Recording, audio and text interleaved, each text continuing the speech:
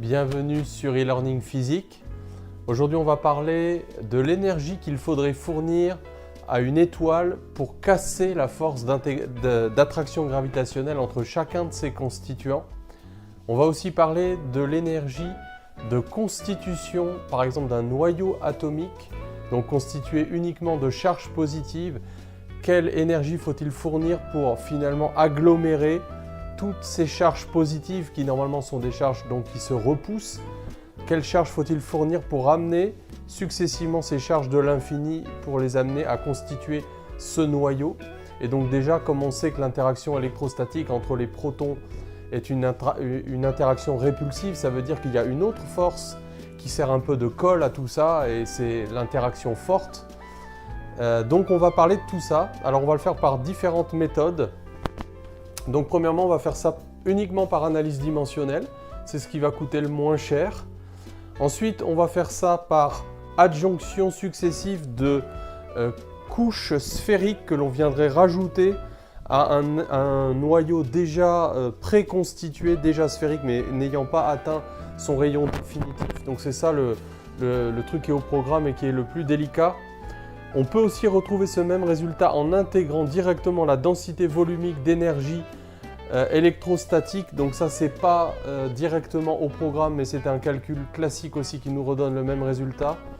Et enfin, on va voir comment, par simple analogie entre l'électrostatique et la gravitation, on peut donc donner l'expression de cette énergie d'interaction gravitationnelle de l'étoile. Donc c'est l'énergie qu'il faudrait fournir pour casser cette étoile. Voilà, donc c'est parti, première étape. Calcul donc de cette énergie de constitution d'un noyau atomique, donc c'est cette formule-là qu'on veut démontrer, donc par analyse dimensionnelle. Donc l'idée, voilà, c'est qu'on a un noyau de cobalt, donc Z égale 27, A égale à 60, donc il y a 60 nucléons, mais il y a 27 protons. Le rayon de ce noyau peut être donné par une loi voilà, un petit peu tirée de la physique nucléaire, R0 fois A à la puissance 1 tiers. Donc c'est un petit peu logique que le rayon soit proportionnel à la racine cubique du nombre de nucléons, puisque le volume, lui, sera proportionnel au nombre de nucléons, donc au rayon au cube. Et puis donc R0, c'est 1,3 Fermi, 1,3 10 puissance moins 15 mètres. Donc c'est bien aussi que tu connaisses à peu près la taille, le rayon d'un nucléon, qui te donne approximativement l'ordre de grandeur du rayon d'un noyau, puisque, bon voilà, la taille d'un atome, plutôt de l'ordre de l'angstrom, 10-10 mètres, mais le noyau beaucoup plus petit, donc de l'ordre de 10-15 mètres.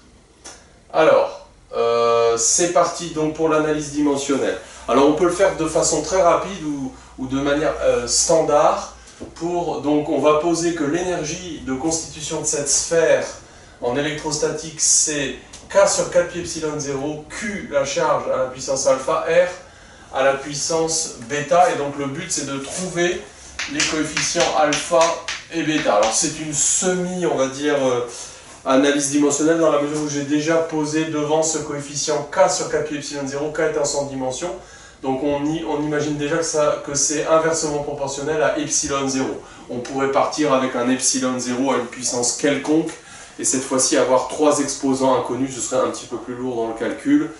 Bon, alors on pourrait deviner pratiquement les valeurs de alpha et de bêta avec un petit peu de culture générale en électrostatique. Par exemple, si on prend deux charges, prenons l'énergie du dipôle électrostatique, moins Q plus Q. L'énergie, c'est donc moins Q carré sur 4 pi epsilon 0 petit r, c'est-à-dire QQ', Q1, Q2 sur 4 pi epsilon 0 R. C'est l'énergie potentielle d'interaction entre deux charges Q1, Q et Q'. Donc on pourrait deviner que grâce à ça, alpha vaudra 2 et bêta vaudra moins 1. Par analyse dimensionnelle, comparaison de ces deux formules, l'énergie potentielle d'interaction, l'énergie interne d'un doublet de charge opposé. Bon, sinon on peut repartir vraiment de la base. Donc la méthode générale d'analyse dimensionnelle, c'est de prendre la dimension de l'énergie. Donc l'énergie c'est comme un travail, donc c'est le produit d'une force, donc masse fois accélération fois une distance, donc ml carré t-2. Bon, la charge, donc c'est une intensité fois un temps, puisque l'intensité c'est la charge par unité de temps. Bon, le rayon, c'est une des dimensions de base du système international. Alors à partir de la force de Coulomb, F est égal à Q sur 4pi epsilon 0 R carré. On en déduit que 1 sur 4pi epsilon 0 en dimension. Donc c'est la dimension d'une force, masse fois accélération. Donc fois une distance au carré divisé par une charge au carré. Donc ce qui va nous donner donc masse longueur au cube. Donc temps puissance moins 4, intensité puissance moins 2. Bon voilà, ça se devine pas. Donc c'est pour ça aussi que on a directement posé 1 sur 4pi epsilon 0, donc pour ne pas être embêté avec les coefficients de epsilon 0. Alors, donc l'idée c'est d'identifier les dimensions. Donc on aura la dimension de l'énergie, mLt-2, donc égale à l'unité de la dimension de epsilon 0, on ne confond pas les dimensions et les unités. Donc Q, donc I à la puissance alpha, T à la puissance alpha et N à la puissance bêta. Donc ce qui va nous donner un petit système à deux inconnus, deux équations. Donc on a trois dimensions indépendantes, masse, même quatre, masse, longueur, temps, intensité. Donc on va avoir un système d'équations redondant. Donc on va avoir bêta égale à moins 1 et puis les autres qui sont compatibles avec donc alpha est égal à 2. Donc la masse étant à la puissance 1 des deux côtés. Donc on en déduit effectivement que E sera de la forme K, une constante sans dimension, donc que l'analyse dimensionnelle ne peut pas nous donner. Donc Q carré sur R. Voilà, donc là, bon, là on a le résultat, donc on voit que le coefficient K, en fait, on va démontrer qu'il est égal à 3/5. Donc voilà une première démonstration par analyse dimensionnelle de l'expression à une constante multiplicative très proche de l'unité de cette énergie. Donc après avoir estimé cette énergie de constitution d'un noyau par analyse dimensionnelle, on va passer à la deuxième partie qui est donc de calculer directement cette énergie de constitution d'un noyau de charge Q et de rayon grand R, donc avec une densité volumique de charge Q sur le volume total, 4/3 de pi R cube, par ce qu'on appelle adjonction successive de couches chargées venant depuis l'infini. Alors quelle est l'idée? C'est que en fait on considère que ce noyau n'est pas encore entièrement constitué, mais qu'on prend donc une sphère chargée de rayons non pas grand R mais petit r, plus petit que grand R. Et donc on considère qu'avec la même densité volumique de charge ρ, celle de la sphère définitive, on a déjà amené donc les charges positives, on les a déjà agglutinées depuis l'infini, donc en luttant contre la répulsion électrostatique, donc pour constituer ce noyau. Donc ce noyau de rayon petit r, il a une charge petit q qui dépend de petit r, donc qui est ρ, la densité volumique de charge, fois le volume de la sphère de rayon petit r. Et à sa surface, donc on a un potentiel électrostatique que l'on peut calculer.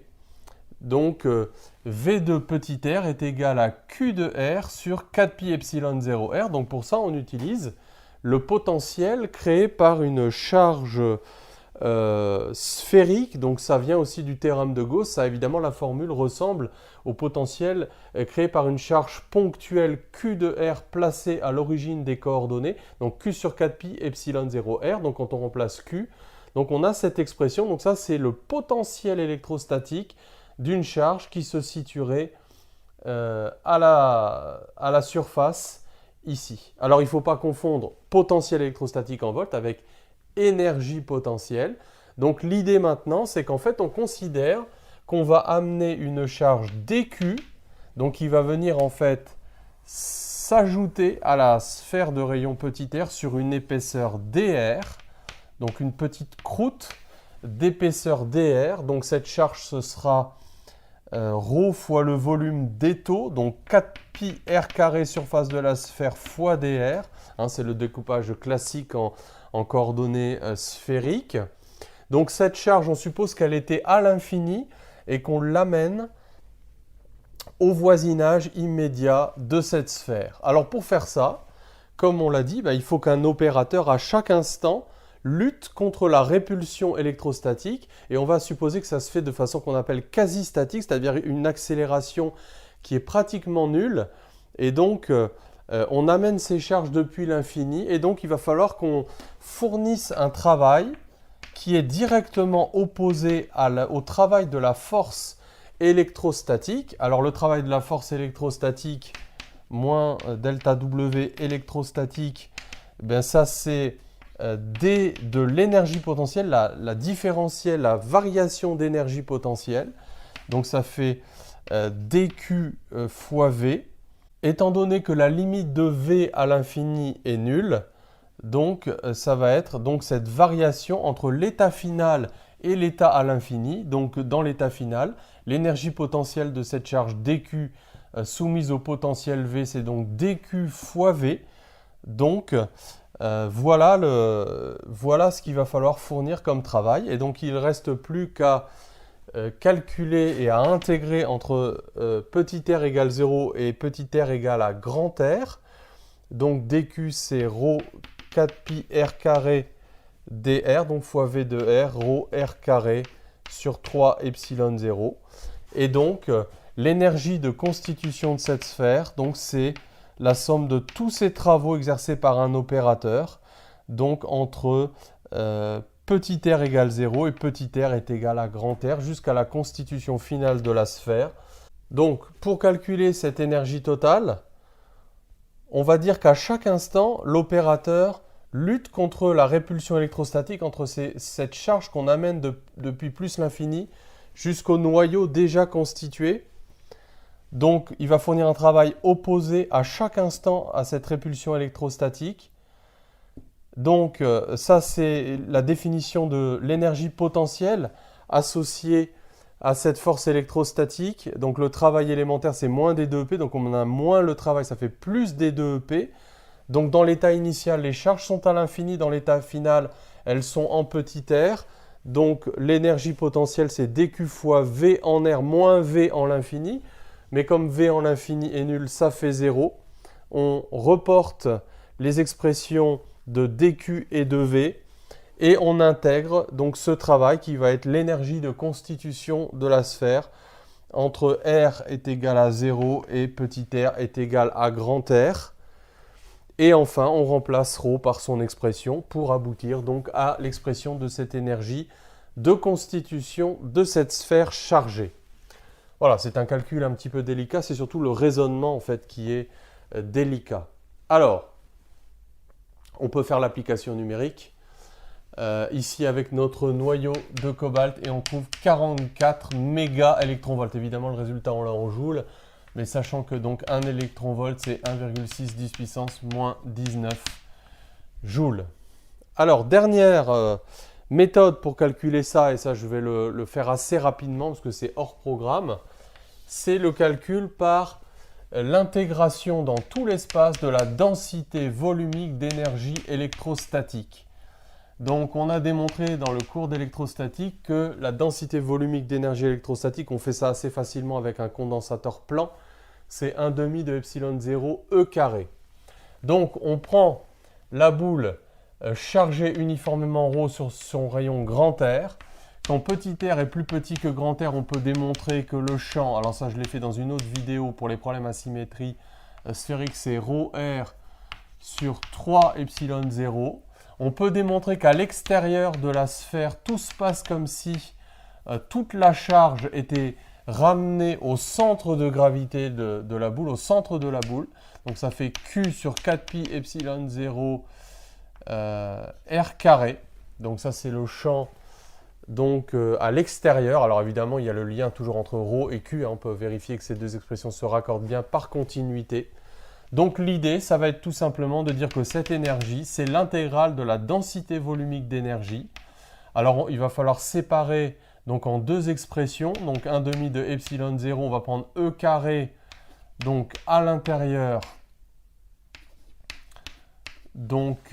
à l'intérieur de la boule, donc ça c'est E carré, rho carré R carré sur donc 9 epsilon 0 carré. Donc il faut multiplier par un volume élémentaire, donc en sphérique, qui est la coquille comprise entre R et R plus dr, donc 4pi R carré dr, le même découpage qu'ici.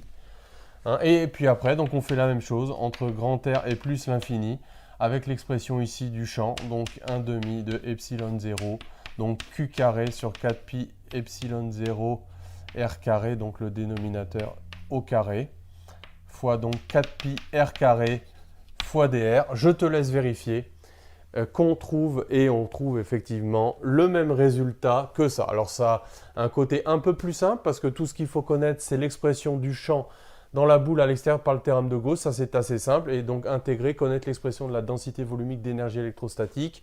Bon, le calcul est assez pénible, mais ça se fait. Et donc on trouve le même résultat. Alors, dernière chose, c'est l'énergie gravitationnelle d'une étoile. Donc pour trouver l'énergie gravitationnelle d'une étoile, on se souvient de l'analogie entre donc, la gravitation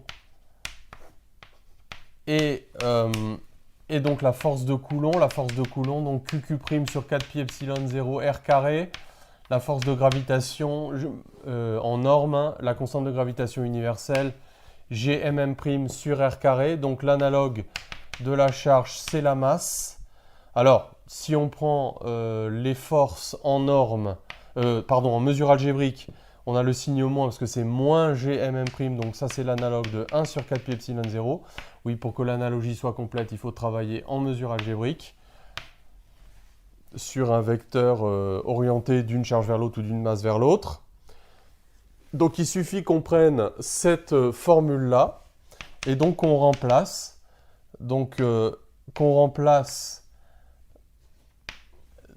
Q par la masse de l'étoile et qu'on remplace 1 sur 4pi epsilon 0 par moins G. Donc on aura fois moins, donc fois G, et donc fois le rayon ici de l'étoile. Donc moins 3/5 de G constante de gravitation universelle, masse au carré sur R. C'est l'énergie gravitationnelle d'une étoile. Donc c'est l'énergie qu'il faudra fournir pour casser l'interaction entre les éléments constitutifs de cette étoile. Elle est négative. Voilà, donc j'espère que les choses sont assez claires. Le point le plus délicat, évidemment, c'est le point numéro 2. Donc c'est celui sur lequel tu dois méditer et refaire principalement les calculs. Voilà, on se retrouve dans une prochaine vidéo. On m'a demandé de traiter le dipôle en magnétostatique. Donc je pense que je vais faire peut-être plusieurs vidéos, au moins une vidéo sur le dipôle en magnétostatique. Beaucoup d'analogies avec l'électrostatique. À très bientôt.